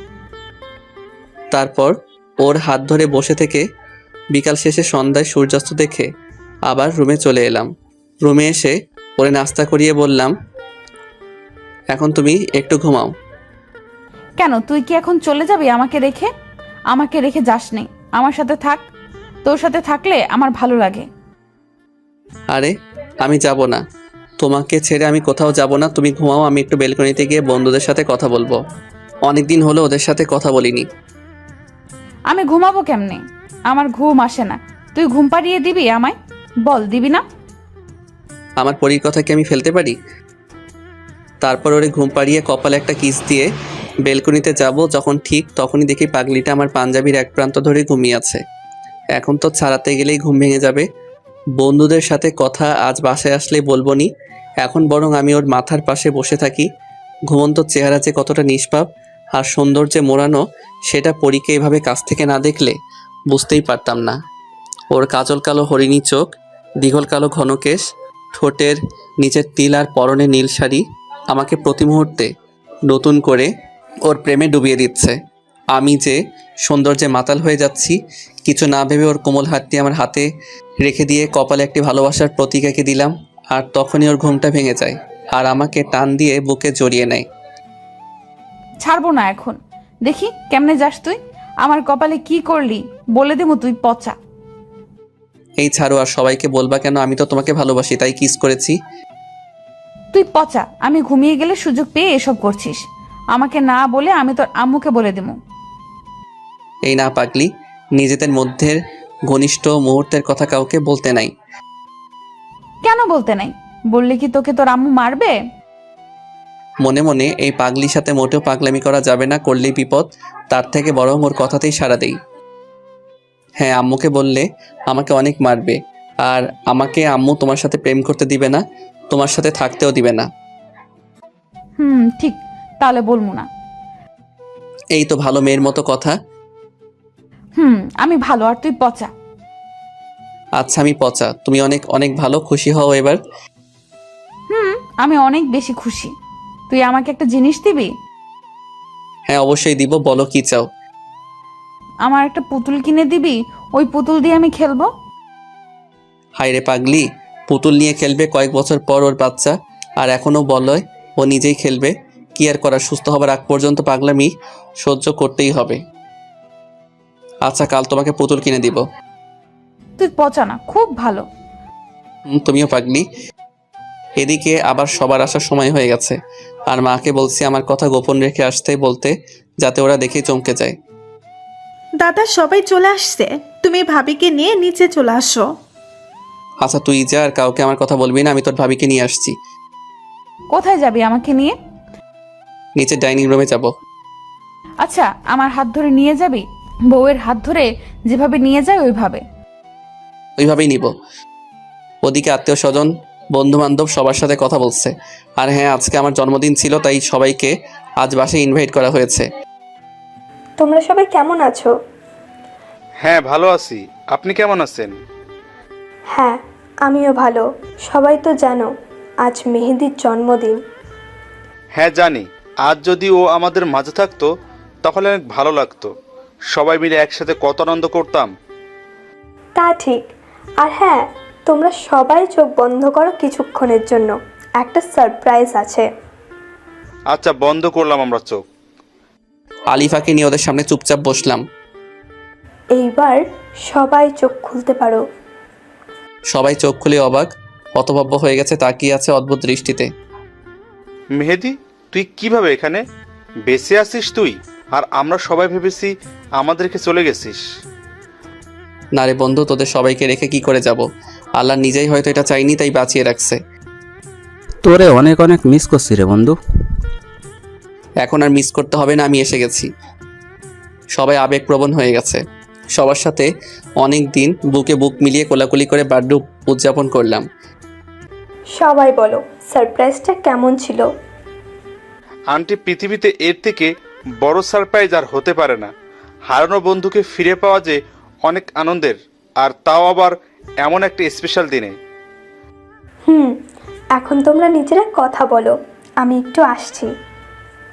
আচ্ছা আন্টি। কিরে, তোরা সবাই কেমন আছিস তাহলে? এতদিন তো বেটা কেউই ভালো ছিলাম না, তবে এখন অনেক ভালো আছি বন্ধু, তোকে ফিরে পেয়ে। ঠিক বলেছিস। তো তোরা কি বিয়ে টিয়ে করে ফেলছিস? না চাস্ত, বিয়ে করিনি, তবে এখন তুই আসছিস তাই বিয়ে করা হবে। কারে, মারিয়াকে নাকি আবার অন্য কেউ? মারিয়াকেই। জানিস না তো তন্ময়ের পুষ্পিতার সাথে সব ঠিক হয়ে গেছে। আমার কপালটাই খারাপ, রাত্রিকে পাইলাম না। আরে রাত্রি নাই তো কি হয়েছে, দিন তো আছে। ভাবি তো দেখি সুস্থ হয়ে গেছে। হ্যাঁ, প্রায় সুস্থ হয়ে গেছে, ভালোবাসা দিয়ে সুস্থ করে তুলছি। এই ভালোবাসাটাই আমার হলো না, মিম আমাকে বুঝলোই না। চিল কাকা, মিম বুঝবে, টেনশন নাই। আলিফা সুস্থ হলে ওরে দিয়ে সবার ফিটিং করাবো। ওনারা কারা? কখন থেকে তুই কথা বলছিস আমার সাথে না বলে? ওরা সবাই আমার বন্ধু। ও আচ্ছা। মা আসো, সবাইকে খাবার দিয়ে যাও। মা এসে সবাইকে খাইয়ে দিল। খাওয়া দাওয়া শেষে ডাক্তারের ব্যাপারে ওদেরকে বললাম। তুই কোনো চিন্তা করিস না, ওই বেটা বজ্জাতকে উচিত শিক্ষা দিব। তার আগে বল, এই মেয়েটিকে আগে তো কখনো দেখিনি। তারপর সবাইকে পুরো ঘটনা খুলে বললাম আর নীরার পরিচয়ও দিলাম। ও আচ্ছা, বুঝতে পারলাম। তাহলে নীরাকে দিয়েই কাজ হবে, ডাক্তারকে উচিত শিক্ষা দেওয়া যাবে।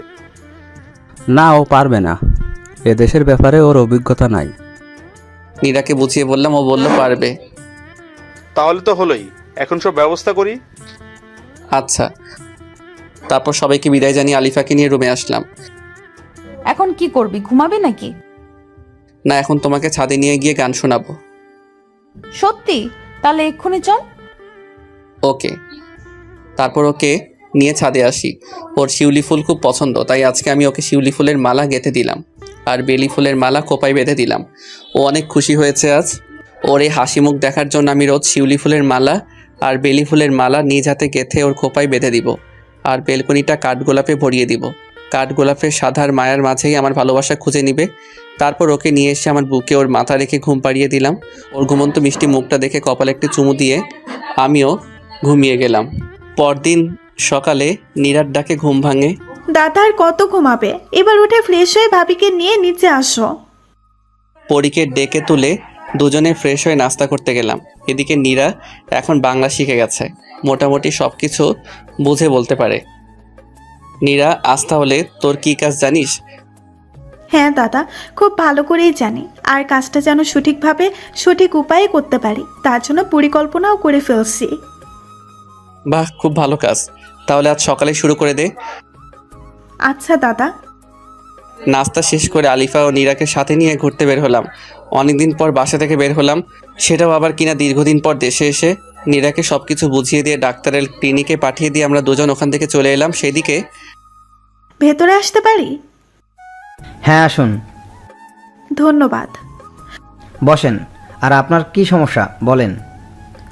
আমার তো সমস্যার শেষ নেই, অনেক রকম সমস্যা। সমস্যা নেই, বলেন সব। আমার রাতে ঘুম হয় না, বুকের বাপাসটা চিনচিনে করে ব্যথা করে, রোজ রাতে স্বপ্ন দেখে আমার এক ডাক্তারের সাথে ঘুরতে বের হয়েছি, এইগুলোই আমার সমস্যা। পেয়েছি, এই মেয়েকে পাঠানো খুব সহজ হবে। এই মেয়েই আমার পরবর্তী টার্গেট। একে দিয়েই নিজের একাত্মিত্ব দূর করে পরে ছুঁড়ে ফেলে দিব। আচ্ছা, আপনি টেনশন করবেন না, এই ঔষধগুলি নিয়মিত খাবেন। আর এই নেন আমার নাম্বার, ওষুধ খেয়ে ফলাফল জানাতে ভুলবেন না। আচ্ছা ঠিক আছে, আমি এখন আসি। আর হ্যাঁ, আপনি অনেক স্মার্ট। ইস, কপাল খুলে গেল, এ তো মেঘনা চাইতে বৃষ্টি। ও তাই, ধন্যবাদ, আপনিও অনেক রূপবতী। ধন্যবাদ, আসি এবার, আবার দেখা হবে। আসুন। ইস, কাজ হয়েছে, আবার দেখা হবে, আরও কত কি হবে। আলিফাকে নিয়ে সবুজ প্রকৃতিতে উপভোগ করে বাসায় ফিরলাম। দাদা, কাজ তো হয়ে গেছে, বেটা বচাত নাম্বারও দিয়েছে, এবার শুধু ফোনটা দিব আর কাজটা হয়ে যাবে। দোয়া রইল বোন, তুই পারবি। তারপর লাঞ্চ করে দুপুরের লম্বা ঘুম শেষ করে বিকালে ছাদে গেলাম পরীকে নিয়ে। আজ বিকেলটা অনেক সুন্দর, দক্ষিণা মৃদু বাতাস, আকাশে রঙিন ঘুড়ির মেলা, সত্যি অনেক ভালো লাগছে। আরে পাগলি, দেখছি সুস্থ হয়ে গেছে প্রায়। হ্যাঁ, অনেক সুন্দর। তারপর দুজনে মিলে গল্প করে সন্ধ্যা শেষ করে রুমে ফিরে আসি। কিছুক্ষণ পর মা খেতে ডাকে, তারপর দুজনে খেয়ে এসে বেলকনিতে এসে চায়ের কাপে চুমুক দিচ্ছি। আর ওইদিকে এখন ফোন দেই বেটা বচাতকে, ফোন ধর তাড়াতাড়ি। কে আপনি? এত তাড়াতাড়ি ভুলে গেলেন কে আমি? আহা, আপনি আপনার পরিচয় না দিলে কি করে বুঝবো আপনি কে? আর এখানে ভুলে যাওয়ার কথা আসছে কেন? আমি আপনার পেশেন্ট নীরা। ফোন দিতে বলে এখন নিজেই ভুলে গেছেন? আরে না, আমি তো আপনার ফোনের জন্যই অপেক্ষা করছিলাম। সত্যি আমার ফোনের জন্য অপেক্ষা করছিলেন? হ্যাঁ সত্যিই। কেন, আপনার ফোনের জন্য অপেক্ষা করতে পারি না নাকি আমি? না মানে আমার ফোনের জন্য তো কেউ অপেক্ষা করেনি কখনো, তাই বললাম। কেউ করেনি তো কি হয়েছে, আজ থেকে না হয় রোজ আমি অপেক্ষায় থাকবো। এভাবে বলবেন না, প্রেমে পড়ে যাব। সমস্যা নেই তো? আপনার স্ত্রী কষ্ট পাবে। দূর, কি যে বলেন, আজ পর্যন্ত প্রেম করতেই পারলাম না, আর স্ত্রী তো অনেক দূরের কথা। তাহলে তো ভালো, ডাক্তারের প্রেমে পড়ে গেলেও সমস্যা নেই। সত্যি আমার অনেক ভালো লেগেছে, একদিনেই এত প্রেম। ও কেন, একদিনে প্রেম হতে পারে না? বিশ্বাস করতে না পারলে ভাই। এই না, বিশ্বাস করি, ভালোবাসি আপনাকে। আমিও তোমাকে অনেক ভালোবাসি। আর হ্যাঁ, আজ থেকে আমায় আপনি না তুমি করে বলবে। তুমি বললে তোমাকে বউ বলে ডাকতে পারি? আপাতত তুমি ঠিক আছে। আচ্ছা বেবি, কি করো তুমি? তোমার সাথে কথা বলি বাবু। তুমি কি করো গো? আমিও তোমার সাথে কথা বলছি, আমার কাজই তো এটা। অনেকক্ষণ কথা শেষে আচ্ছা বাবু, এখন ঘুমাও। আর 5টা মিনিট থাকো প্লিজ। চুপ, আর 1 সেকেন্ডও না, এক্ষুনি ঘুমাও। Good night. Okay baby, good night. এদিকে বর্ষরের ফোন। কিরে, হঠাৎ রাতের বেলা ফোন দিলে আমাকে কি মনে করে? না মানে তোর সাথে কিছু কথা বলার ছিল। কি কথা বল? শোনার পর রাগ করতে পারবি না। আরে না, তুই আমার বন্ধু, তোর কথাতে আমি রাগ করব না। তাহলে শোন, নীরাকে আমার প্রথম দেখাতে ভালো লাগছে, প্রেমে পড়ে গেছি, ওকে আমি বিয়ে করতে চাই, তোর যদি কোনো আপত্তি না থাকে। আরে এটা তো খুশির কথা, তুই নীরাকে ভালোবেসে ফেলছিস। তাই তো বলি, সেদিন রাতে নীরাকে দিয়ে ডাক্তারকে শায়েস্তা করানোতে তুই না করেছিলি। আমার কোনো আপত্তি নেই। তুই তোর পরিবারকে আমার আম্মুর সাথে কথা বলতে বল, বিয়ের দিন তারিখ তারাই ঠিক করবে। আচ্ছা বন্ধু, ধন্যবাদ তোকে। আর হ্যাঁ, তোর বোনকে বিয়ে করবো বলে তোকে ভাইজান বলে ডাকতে পারবো না। আরে সমস্যা নেই, আমরা আগে থেকে বন্ধু, তাই ভাইজান বলার দরকার নেই, তুইটাই বেস্ট। আচ্ছা বন্ধু, তাহলে এখন রাখি। আর নীরাকে বলে দিস ডাক্তারের থেকে যেন নিজেকে নিরাপদে রাখে।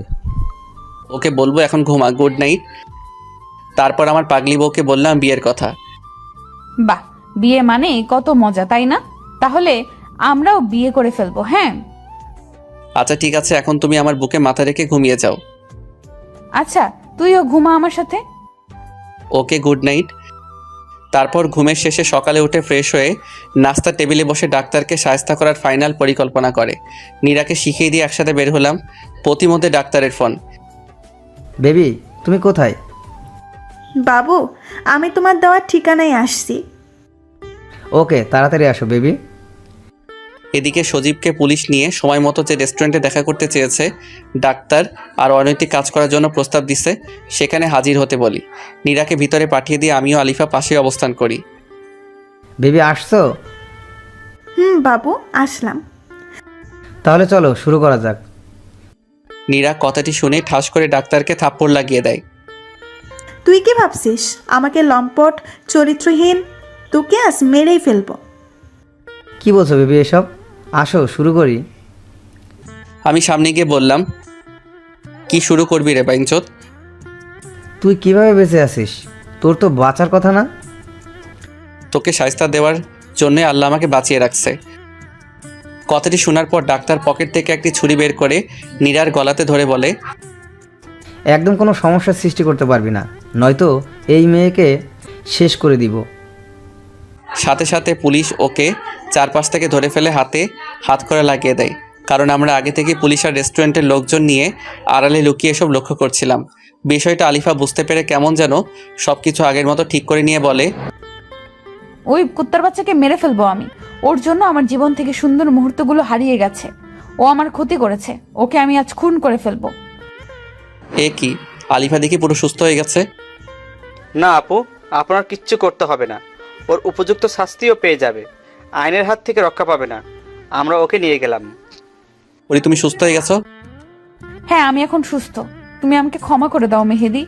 আমি তোমার ভালোবাসা বুঝতে পারিনি, তোমাকে অনেক বেশি কষ্ট দিয়েছি, অনেক অপমান করেছি, এর কোনো ক্ষমা হয় না। তবুও আমি আজ তোমার কাছে ক্ষমা চাইছি। তোর পাগলি, তুমি হলে আমার বউ, তাই আমি সব ভুলে গিয়েছি, কিছু মনে রাখিনি। না গো, তবু আমি অপরাধী। তুমি বলো আমাকে ক্ষমা করে দিয়েছো? আচ্ছা পাগলি, আচ্ছা, আমি তোমাকে ক্ষমা করে দিয়েছি। ধন্যবাদ। আর আজ আমি তোমাকে একটা কথা বলতে চাই, যে কথাটি 1.5 বছর আগে বাড়িতে পিঙ্ক বিচে বলার জন্য আমি একটু আলাদা হয়েছিলাম। কখনো ভাবিনি যে তার জন্য এভাবে 1.5 বছরের জন্য আলাদা হয়ে যাব। ওইসব অতীতের কথা বাদ দিয়ে কি বলতে চাও বলে ফেলো, আমার আর কৌতূহলে শেষ হচ্ছে না। আমি তোমাকে ভালোবাসি। থাকবে তো শেষ নিঃশ্বাস পর্যন্ত আমার সাথে? বিপদে আপদে সবসময় পাশে থাকবে? আমিও তোমাকে অনেক অনেক বেশি ভালোবাসি পড়ি। আর হ্যাঁ, আমি তোমার হাসি মুখের জন্য সব করতে পারবো। তাহলে করছো না কেন? কি করছি না? গাধা, জড়িয়ে ধরো আমাকে। বলার সাথে সাথে শক্ত করে ওকে জড়িয়ে ধরলাম। প্রায় 2 বছর বিবাহিত জীবনেই প্রথম ওকে জড়িয়ে ধরেছি। ভালোবাসার মানুষের প্রথম স্পর্শ যা কখনো ভোলা যায় না, এটা এক অন্যরকম ভালো লাগা। ওর মাথা একদম আমার বুকে মিশে গেছে। আমার হৃদস্পন্দনগুলি খুব কাছ থেকে অনুভব করেছি পড়ি। কপালে একটি কিসও করে দিলাম, কিন্তু পাগলিটা করতে পারছে না, কেননা ও আমার পিচ্ছি বউ। ওই কুত্তা, নিচু হবি নাকি হাঁটুতে মারতে হবে জায়গা মতো? তাহলে তখন এমনিতেই নিচু হয়ে যাবে। এই কি বলো, হাঁটু মারলে তোমারই লোকসান। যাই হোক, আমি মাথা নিচু করছি, তারপর আর কি, ও আমার কপাল একটা দিয়ে দিল। আচ্ছা, এই মেয়েটিকে? তারপর ওকে সব বললাম বুঝিয়ে। তাহলে তো ভালোই, ননদও পেয়ে গেলাম। হ্যাঁ, আর আমিও তোমার মতো একটা সুন্দরী ভাবি পেলাম। আচ্ছা হয়েছে, এখানে আর সময় নষ্ট না করে শপিংয়ে যাওয়া যাক, বিয়ের প্রস্তুতি নিতে হবে যে। হ্যাঁ চলো। ওমা, ননদ দেখি লজ্জায় লাল হয়ে গেছে। লজ্জা নারীর ভূষণ। হ্যাঁ জানি গো ননদিনী। চুপ করো, এখন শপিং মলে চলে আসছি। তারপর বিয়ের যাবতীয় কেনাকাটা করলাম। এই পাঞ্জাবিটা পরে দেখো তো। ওর পছন্দ মতো আমি একটি পাঞ্জাবি নিয়ে নিলাম, আর আমার পছন্দ মতো শাড়ি নিল। কেনাকাটা শেষ করে সোজা বাসায় চলে আসলাম, ফ্রেশ হয়ে খেয়ে রুমে আসলাম।